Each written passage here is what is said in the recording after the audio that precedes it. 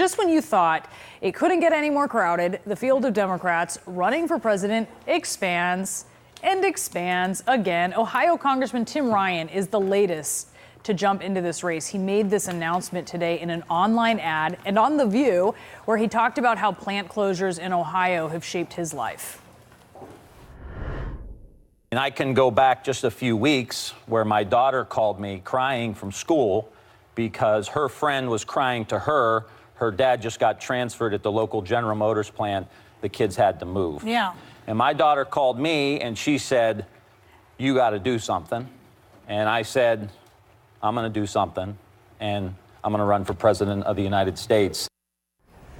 South Bend, Indiana Mayor Pete Buttigieg plans a special announcement on April 14th. And then there's former Vice President Joe Biden, who's almost certain to join this crowded field. We have CNN political director David Chalian here with us, which is very good because I'm losing count here. And even more than that, we still haven't heard from Terry McAuliffe or Steve Bullock, the governor of Montana, or Bill de Blasio, the mayor of New York. There are still like 6 candidates on the sidelines. And with Tim Ryan in the race, we've got 17 in there already. This is a stage problem for a debate, right? Where's the room? Yeah. You'd have like 5 different debates.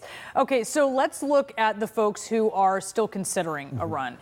California Democratic Congressman Eric Swalwell could announce that he is running. Stacey Abrams, the former candidate for governor of Georgia, is still mulling a run. Let's listen to what she said on MSNBC.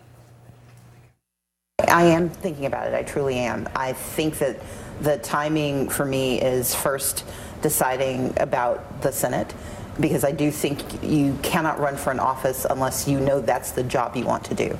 I don't think you use offices as stepping stones.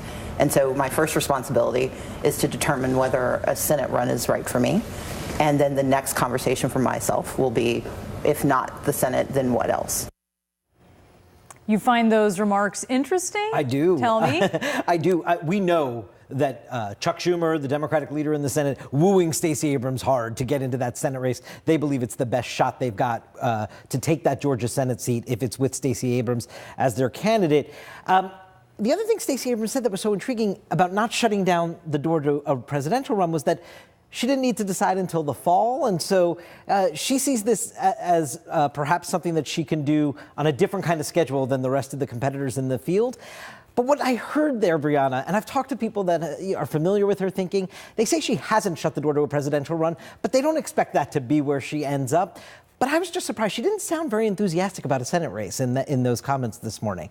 And so I just wonder if there's a lot more thought going on than it's already sort of a fait accompli, what she's going to do. Could she wait till fall, do you think, when you're thinking of the money coming in? I mean, if she would just get it grassroots style, would fall work or no? I mean, you know, she would be behind on the money, but you know, politics is, there's no sort of rule book at the moment in the Trump era. And so I would be cautious to say you can't do something a certain way. I think we're in an era of politics where you can try new things and they may be successful.